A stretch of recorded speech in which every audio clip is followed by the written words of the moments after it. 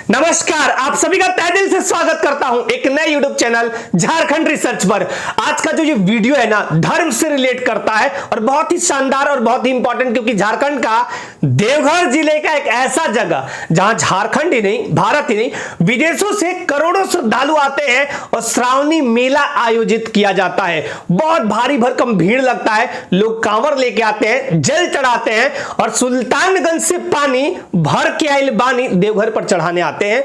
ये शिव भगवान का एक ऐसा मंदिर, एकमात्र ऐसा मंदिर जहां पे भगवान शिव के साथ साथ माता सती यानी शक्ति विराजमान है, इसलिए इसे शक्ति पीठ भी कहते हैं। 12 ज्योतिर्लिंगों में से एक माना जाता है भगवान शिव का ये ज्योतिर्लिंग, और साथ ही साथ 51 जो शक्ति पीठ है उसकी भी कहानी सुना रहा हूं। उसमें से एक है यहां पे माता का शक्ति पीठ, तो उसकी भी कहानी सुनाऊंगा। सबसे पहले तो आपको यह बता दूं कि वैद्यनाथ धाम ये देवघर में अवस्थित है।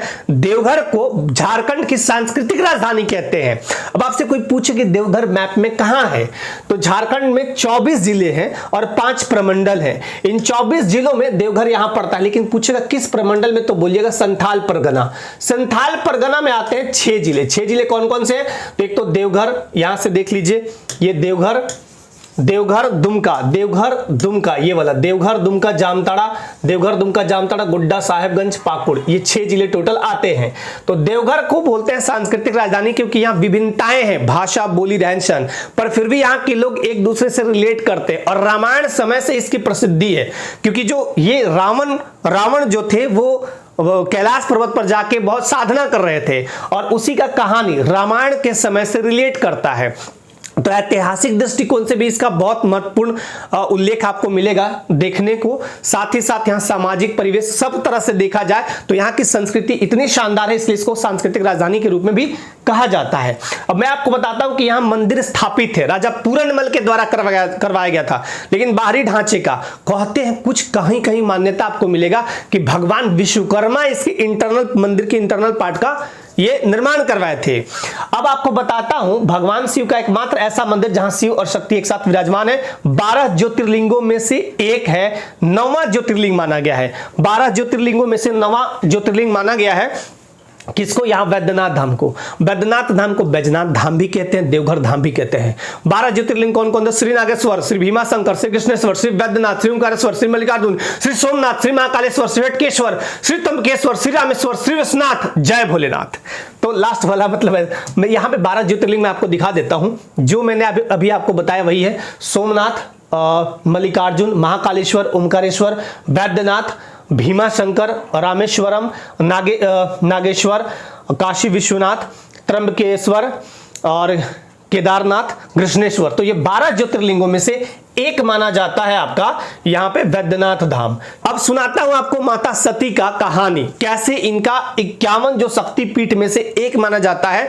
तो 51 शक्तिपीठ कैसे, इसका एक कहानी है, वो कहानी धर्म ग्रंथों में आपको देखने को मिलेगा।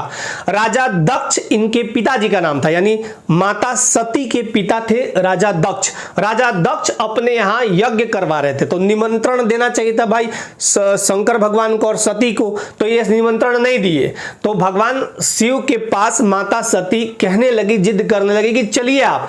तो वो बोले कि नहीं खन बोले ले तो मत जा, मतलब आपको नहीं बुलाया गया है तो मत जाओ। और वो समझाए कि जहां नहीं बुलाया जाए वहां कहीं भी, कितना भी इंपॉर्टेंट जगह नहीं जाना चाहिए। पर सती माता जो थी वो हठ में आ गई कि नहीं चलिए, तो ये भी चले गए।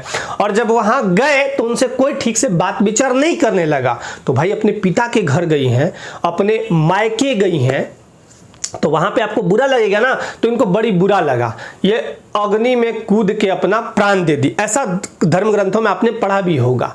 तो भगवान शिव वहां तांडव करने लगे, और तांडव इतना खतरनाक था कि वहां विष्णु भगवान भी शामिल थे। तो विष्णु भगवान चक्र को बोले जाओ और सीता माता का 51 टुकड़ा कर दी। तो वही 51 टुकड़ा 51 जगहों पर विराजमान हुआ, उसी को शक्तिपीठ बोलते हैं। तो उसमें एक हृदय, माता सती का हृदय जहां गिरा था उसी को हृदय पीठ बोलते हैं। और ये कहां है, यही देवघर में। तो आप देखिएगा ऐसे बंधन बना हुआ है, ऐसे जब भी रहेगा दोनों साथ में। तो मतलब शिव भगवान का एकमात्र ऐसा मंदिर जहां शिव और शक्ति दोनों एक साथ विराजमान है। अब आपको शिव भगवान वाला कहानी भी सुनाता हूं।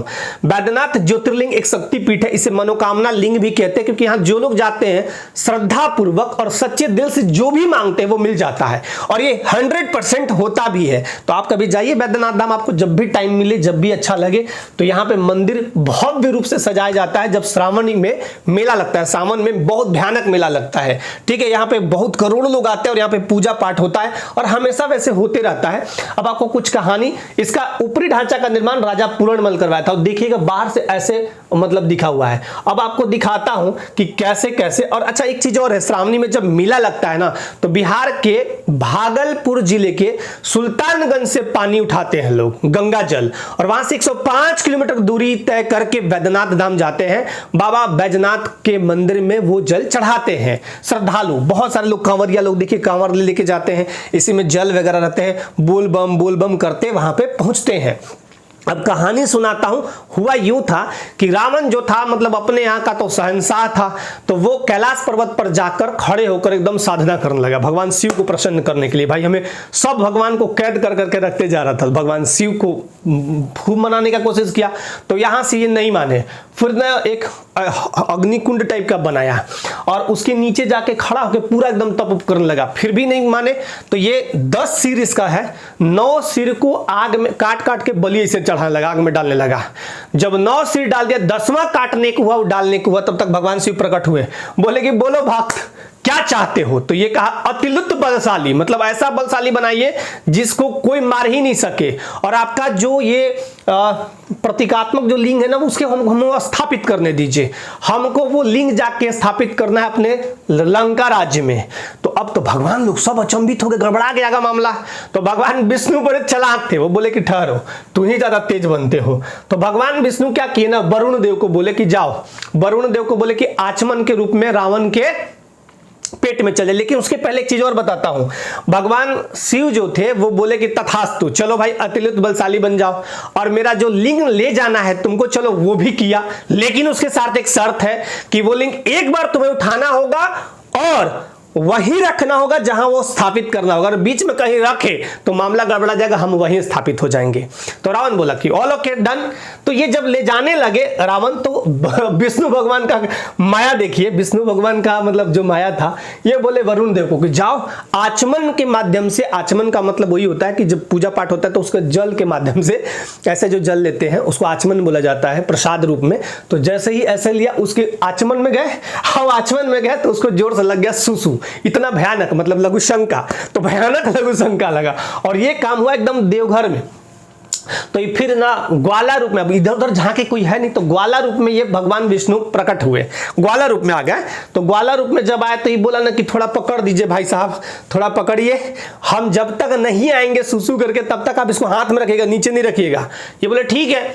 अब वो तो वहां पे उनका खेला था विष्णु भगवान का कि आचमन के माध्यम से वरुण देव को भेजा गया था कि भाई अंदर चले जाओ। तो वो अब तो वहां पे उसका जितना लघु शंका कर रहा है, करते जा रहे, ठीक ही नहीं हो रहा, खत्म ही नहीं हो रहा। तो ये लास्ट में वही रख दिए। इसके बाद शिवलिंग जहां रखा गया वो चिता भूमि और शमशान भूमि था, तो यहीं पे स्थापित हो गए। फिर यहां मंदिर का स्वरूप दिया गया और मंदिर बनाया गया। लेकिन इसी बीच जब वो रखा गया तो रावण का भाई तो सब, अब रखाने के बाद तो कोई वो नहीं होगा, क्योंकि भगवान शिव का ये था कहा हुआ कि जहां रखोगे हम वही स्थापित। रावण आया तो खूब एकदम ऐसे करके उखाड़ रहा है, उखाड़ने ना जाए, मतलब उठा रहा, उठने न जाए, तो उसी के अंगूठा से ना ऊपरी वाला भाग थोड़ा दब गया। शिवलिंग का ऊपरी भाग वो भी बलशाली था, दब गया। तो इसलिए देखिएगा कि लिंग स्वरूप जो है, लिंग स्वरूप जो स्थापित है वो 11 अंगुल ऊंच है, 11 अंगुल मात्र, लेकिन उसका सिरोभाग, जो सिरोभाग है वो थोड़ा दबा हुआ मिलेगा, वो रावण जोर से दबाया था इसीलिए। तो ये बहुत, मतलब यहाँ पे बहुत शानदार तरीके से मेला लगता है, श्रावणी मेला, और श्रद्धालु दूर दूर से आते हैं और भगवान शिव के दर्शन करते हैं। शक्तिपीठ है, मनोकामना लिंग भी कहते हैं। कभी जाइए, अच्छे से यहाँ पे घूमिए, टाइम मिले तो भगवान का दर्शन कीजिए, और अब जिस भी प्रतियोगी परीक्षा की तैयारी करते हो शानदार तरीके से करते रहिए। और मेरा प्रयास हमेशा इस मन से यही रहेगा कि मैं आपको हमेशा मोटिवेट करूं, कुछ नवीन जानकारियां दूं, रोचक जानकारियां दूं, कुछ रिसर्च करके लाऊं, अच्छी अच्छी चीजें बताऊं, कुछ आपको टेस्ट सीरीज के माध्यम से कुछ आने वाले टाइम में कुछ कराऊंगा। और जहां भी आप जैसे भी हैं भगवान का धन्यवाद दीजिए, उन्हीं की वजह से आप बिल्कुल सही हैं, परफेक्ट हैं और अपने काम में लगे रहिए, आगे बढ़ते रहिए। आज के लिए आप सबको बहुत बहुत धन्यवाद सभी को। जय जोहार, जय झारखंड।